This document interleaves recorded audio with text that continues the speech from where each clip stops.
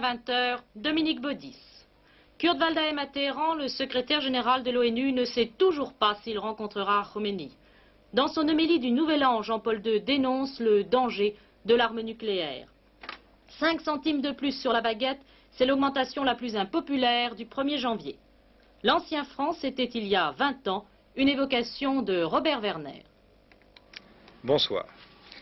Cette première journée de l'année a été marquée par une déclaration particulièrement alarmante du pape Jean-Paul II. Ce matin, le souverain pontife a brossé un tableau véritablement effrayant des conséquences que pourrait avoir un conflit nucléaire. Le chef de l'Église catholique a évoqué le risque d'une apocalypse en termes scientifiques, en s'appuyant sur un rapport qui lui a été remis récemment par plusieurs savants. Et si le souverain pontife tenait un tel langage, c'est évidemment parce que la situation internationale fait peser des menaces de plus en plus lourdes sur la paix du monde. Avant de revenir sur ces déclarations, nous allons donc tout d'abord faire le point de la situation en Iran et en Afghanistan. À Téhéran, la journée a été marquée par 2 événements. Tout d'abord, ce matin, des milliers de manifestants ont marché sur l'ambassade, mais sur l'ambassade d'URSS cette fois. Les émeutiers voulaient protester contre l'opération soviétique en Afghanistan et il a fallu l'intervention armée des gardiens de la Révolution pour refouler les émeutiers. Et puis en début d'après-midi, c'était l'arrivée de M. Waldheim. Le secrétaire général de l'ONU engage une partie, vous le savez, très difficile. Il a une semaine devant lui pour tenter d'obtenir la libération des otages. Le film de cette journée à Téhéran avec notre envoyé spécial Alain Rodier.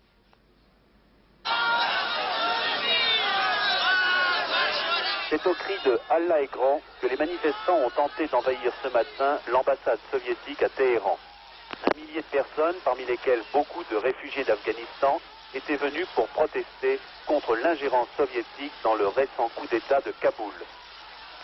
Très vite, la première vague des manifestants a escaladé les murs de l'ambassade pour s'emparer du drapeau soviétique, le déchirer et y mettre le feu. Puis, ils ont hissé à sa place une banderole blanche portant le nom d'Allah. C'est alors que des coups de feu ont éclaté, semblant provenir de l'intérieur de l'ambassade, ce qui a eu pour effet de provoquer une panique monstre dans la foule.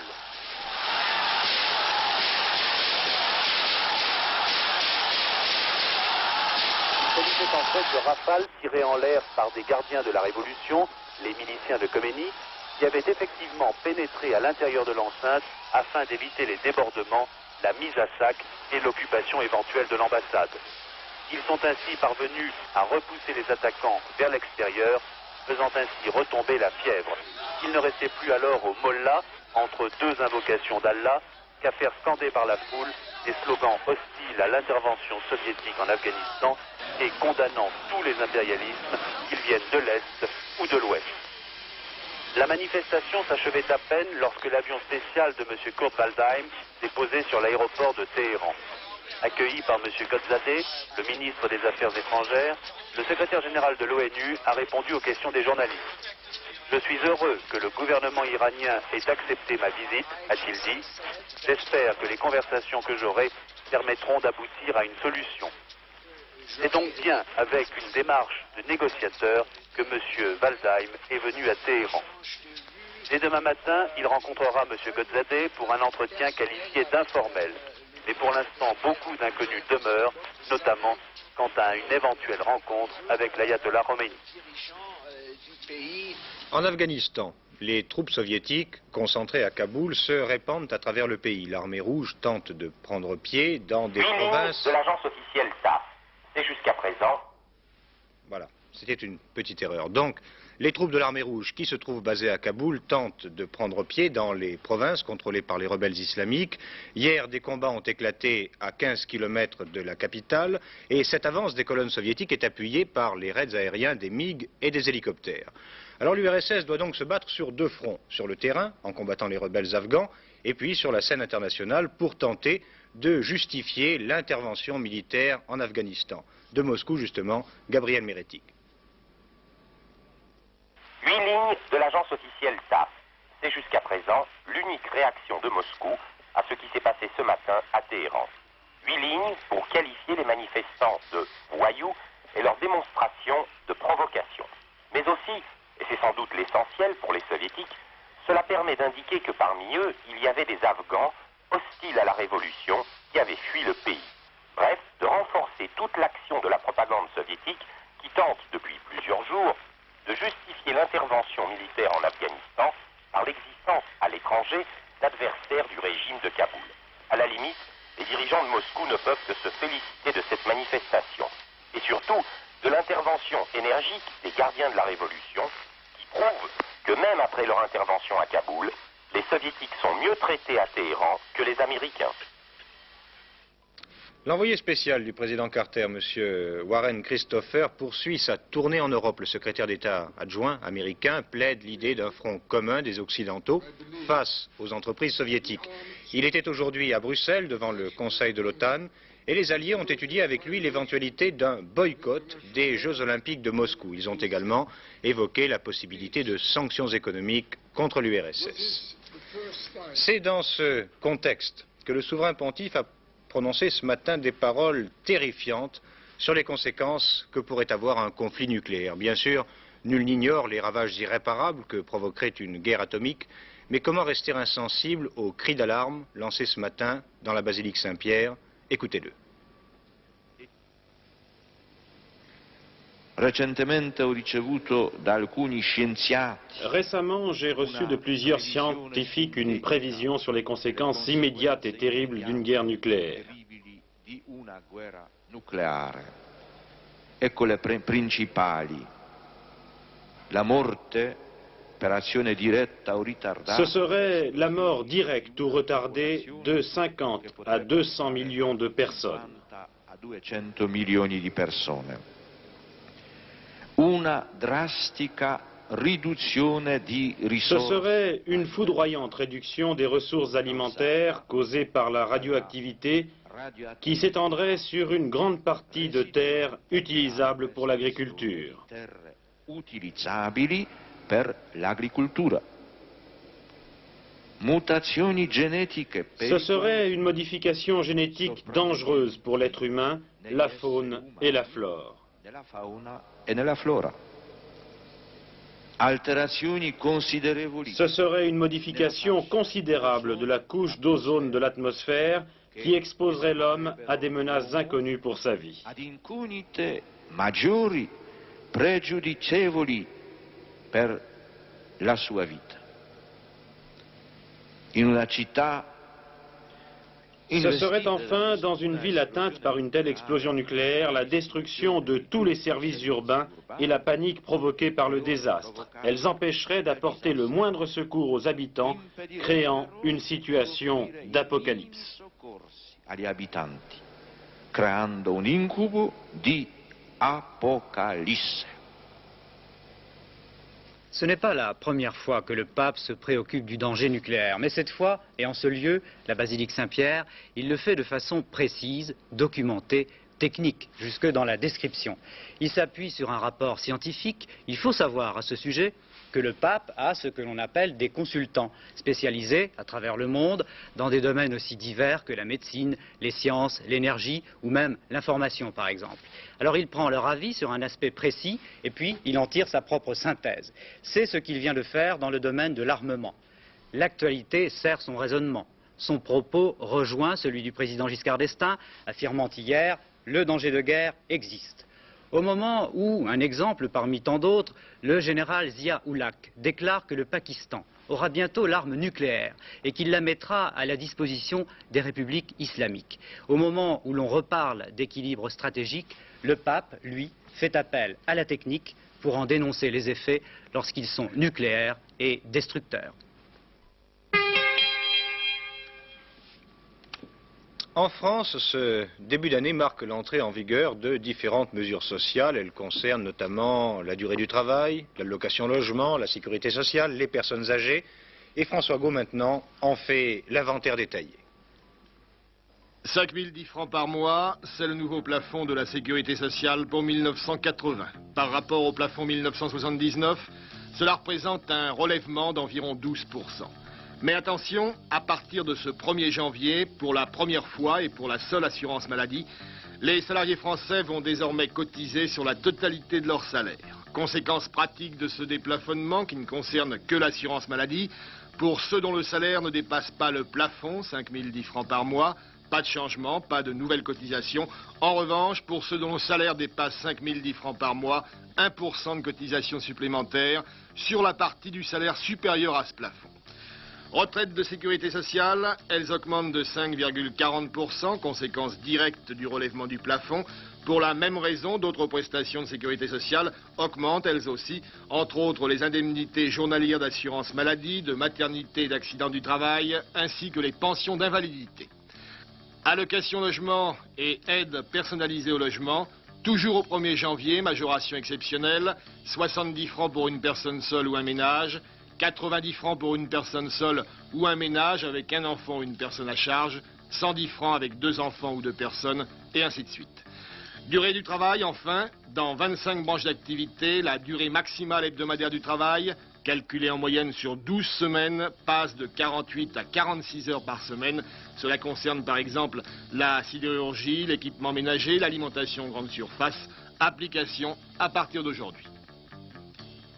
En ce moment même, et c'est la conséquence du dernier sommet de l'OPEP, différents pays exportateurs de pétrole augmentent sensiblement le prix de leurs barils. Des augmentations qui interviennent d'ailleurs dans un certain désordre, puisqu'aucun accord sur les prix n'a pu être conclu à Caracas.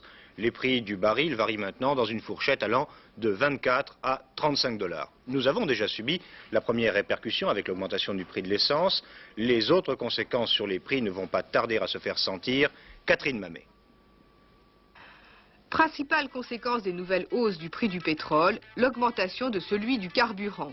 On prévoit dès janvier 15 ou 20 centimes de plus pour le super et les experts envisagent prochainement la hausse des tarifs de l'électricité. Dès aujourd'hui, le charbon à usage domestique augmente de 3%. Les industriels supportent quant à eux une augmentation de 9% pour la houille et 5% pour le coke. Le prix des transports va bien sûr s'aligner sur ces nouvelles hausses. Dès ce matin, la SNCF a majoré son tarif marchandises de 12%. Elle prévoit entre 8 et 9% de plus pour les billets voyageurs. Air Inter vient d'annoncer à son tour une augmentation de 8,5% sur ses tarifs. Le ticket de métro parisien ne sera pas oublié. En deuxième classe, il passera de 1,50 franc à 1,75 franc. Les nouvelles augmentations du fioul domestique entraîneront un réajustement des charges locatives. On annonce environ 20% de plus en 1980.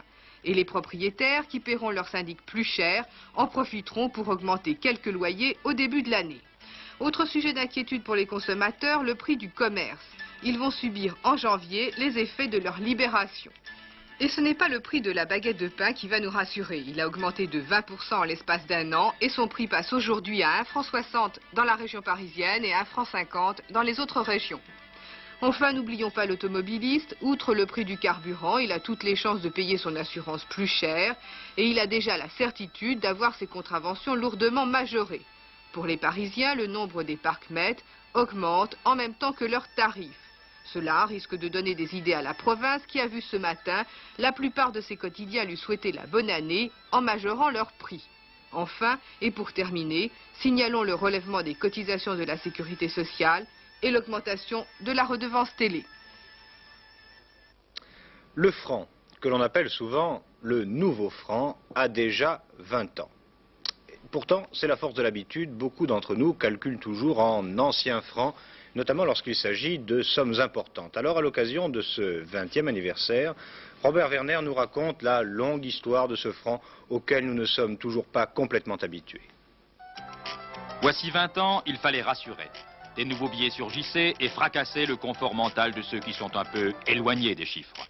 En réalité, une grande partie des Français semble toujours avoir l'air de saisir plus vite l'importance d'une somme lorsqu'elle est traduite en anciens francs.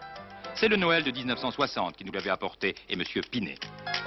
Ce n'était pas vraiment un cadeau pour ceux qui méprisent les délices du calcul mental. M. Pinet était le papa de ce franc lourd. Il devait permettre le retour à une certaine stabilité, et il portait tous les espoirs. C'était il y a 20 ans, et on fait toujours la conversion en anciens francs, et pas seulement les personnes âgées. Mais ça vient, petit à petit. On nous expliquait alors que le nouveau franc remplaçait le franc actuel, c'est-à-dire l'ancien créé par Bonaparte en 1803. C'était l'opération virgule. Ce nouveau franc vaudrait 100 francs des francs actuels. Et quand on évoquait nos limites psychologiques, ce n'était pas par malice.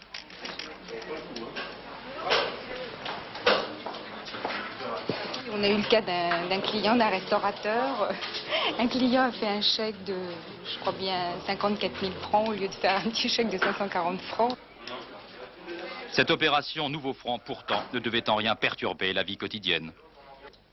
Il y a certains clients qui ont peur d'être bêtes, qui vous demandent parfois 2-3 fois les choses, de faire la conversion vous-même en ancien franc.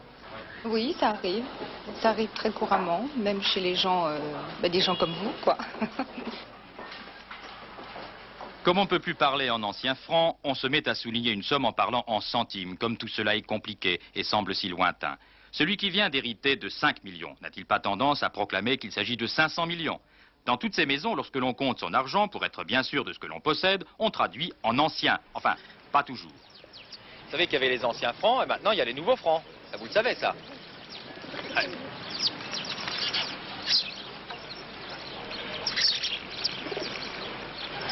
C'est combien le gâteau là que vous avez? Combien ça coûte ça? Combien ça coûte le gâteau que vous avez à la main? Combien ça coûte le gâteau? C'est du 4 quarts. Ouais. Ça coûte combien aujourd'hui? Et des madeleines. Et il y a du vin brioché aussi.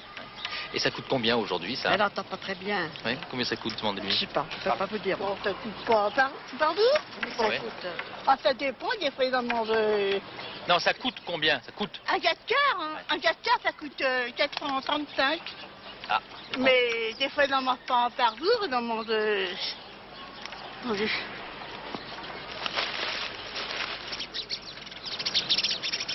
Vous savez compter les nouveaux francs, mais quand même, malgré tout, vous faites la conversion en ancien franc. Pour me rendre compte de la valeur. Et pourquoi? Parce que c'est comme ça. Mais c'est un vieux franc maintenant, ce nouveau franc. C'est comme ça. Quand on arrive à un certain âge. Vous ne comptez pas en nouveau franc. Vous comptez en ancien franc. Je compte en francs. Vous comptez en franc, mais là-dedans, c'est un ancien. Quand ça atteint des grosses sommes, oui. Pourquoi? Manque d'habitude. On va y arriver quand même, hein, vous croyez? J'espère. Dans la nouvelle génération. Dans 20 ans. En France, demain, l'activité politique reprendra ses droits avec bien sûr la réunion hebdomadaire du Conseil des ministres, le premier conseil de l'année. Il sera présidé par le chef de l'État. Monsieur Giscard d'Estaing dressait hier les perspectives pour 1980 et il le faisait bien sûr à la lumière des événements de 79, une année qui fut pour lui particulièrement mouvementée. Jacques Lenoir. La France doit s'adapter au nouvel état du monde. Cette formule de Valéry Giscard d'Estaing constitue la clé de voûte de la politique qu'il a menée en 79. Première condition selon lui pour atteindre cet objectif, éviter la pratique du chacun pour soi, d'où la multiplication au cours de l'année des contacts internationaux pour mieux se connaître. C'est le sens de sa première initiative en janvier, le sommet de la Guadeloupe où il reçoit Callahan, Carter et Schmitt. Et puis en juin, pour riposter aux défis des producteurs de pétrole, la France participe à Tokyo au sommet des 7 pays industrialisés. Un sommet qui cette fois se divise en 2 camps. Le président de la République, partisan résolu des économies d'énergie, s'oppose à Jimmy Carter. Face aux États-Unis, derrière Valéry Giscard d'Estaing s'affirme la solidarité de l'Europe. L'Europe qui aura été cette année l'un des points forts de l'action du chef de l'État. Il multiplie ou encourage les décisions communautaires, le système monétaire européen par exemple, ou encore l'élection au suffrage universel des députés de Strasbourg. Il en défend le principe dans son discours de Heurte en Alsace. C'est l'intérêt de la France, affirme-t-il, d'appartenir à l'Europe et d'en être à la tête. 1979 verra le renforcement des liens avec son partenaire européen préféré, Helmut Schmitt, le sommet franco-allemand d'octobre, qui relance la coopération entre les 2 pays, et la visite du chef de l'État à Berlin en sont la preuve. Au contraire, Valéry Giscard d'Estaing ne parvient pas à s'entendre avec sa voisine d'outre-Manche, Margaret Thatcher. Ni les longs tête-à-tête, londoniens ou parisiens, ni le sommet irlandais de novembre ne régleront leurs désaccords à propos de la contribution britannique au marché commun. Autre souci dans la politique étrangère du président de la République, la détente. C'est dans cet esprit qu'il se rend en Roumanie au mois de mars et en Union soviétique en avril. À cette occasion, Brejnev et Giscard signent un vaste programme de coopération bilatérale. Et puis en octobre, c'est le numéro 1 chinois, Hua Guofeng, qui vient à son tour en visite officielle à Paris. Là encore, signature de plusieurs accords. Si l'ensemble de ces contacts ne suscite guère de critiques, en revanche, la politique africaine de Valéry Giscard d'Estaing est beaucoup plus contestée. D'abord parce que la France, en 1979, est intervenue militairement à 2 reprises sur le continent africain, en Mauritanie et surtout en République centrafricaine. Ensuite, en raison des liens étroits qui unissent le chef de l'État à certains dirigeants d'Afrique. En fin d'année, l'affaire des diamants offerts par l'ex-empereur Bokassa à Valéry Giscard d'Estaing mobilise une partie de l'opinion. Les révélations du Canard enchaîné accusent directement le chef de l'État. Celui-ci ne riposte qu'au bout de plusieurs semaines, refusant d'entrer dans la polémique, il se limite à un démenti catégorique et méprisant. Mais cette affaire, en même temps que le suicide de Robert Boulin, atteint le gouvernement et divise les Français. Les Français dont Valéry Giscard d'Estaing n'est guère parvenu à resserrer l'unité. Malgré quelques gestes symboliques, notamment avec des élus de gauche en province, il n'a pu améliorer ses relations avec l'opposition. Le RPR, de son côté, est devenu plus critique que jamais à l'égard de sa politique. Bref, en 1979, Valéry Giscard d'Estaing n'a pas réussi à obtenir, au moins dans la classe politique, le consensus et l'adhésion qu'il souhaitait. Parviendra-t-il à les trouver dans l'opinion? Seules les prochaines échéances électorales permettront de répondre à cette question. Ce matin, c'est plus vrai que jamais, le monde appartenait à ceux qui se levaient tôt. Dans un Paris désert, les concurrents du rallye Paris-Dakar étaient réunis au pied du Trocadéro, 90 motos, une centaine de voitures et de camions, pour une longue randonnée vers le sud, une compétition organisée avec le concours de TF1, Marie-Christine Debourse. Les 200 concurrents du rallye Paris-Dakar sont partis ce matin à 9 h des jardins du Trocadéro. Sidecars, motos, autos, camions devront parcourir 10 000 km en 18 étapes pendant 3 semaines. Cet après-midi, ils ont disputé la première spéciale près d'Orléans. À l'issue de cette épreuve, Cyril Neveu, sur une moto Yamaha 500, a pris la tête du classement provisoire. Mais pour connaître les chances des différents concurrents, Jean-François Dunac vous donne rendez-vous dans le journal de 23 h 30. Premier tiercé de l'année cet après-midi à Vincennes, un tiercé placé sous le signe des outsiders. Joachim, numéro 10, justifie bien sa réputation, mais derrière lui, on note l'absence des favoris. Jenny Fellow va conserver la seconde place devant Girtal. Au tableau d'honneur donc les numéros 19, 11 et 7. Les rapports pour 5 francs dans l'ordre 36 995 francs et dans un ordre différent 7 399.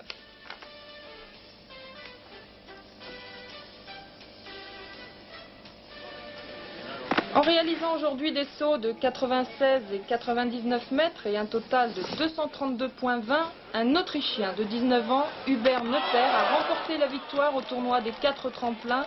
C'est l'une des grandes classiques qui se déroule chaque année à Garmisch-Partenkirchen. La deuxième place revient au Finlandais Puikkonen. Il a franchi la même distance, mais c'est sur le style que les juges ont noté la différence.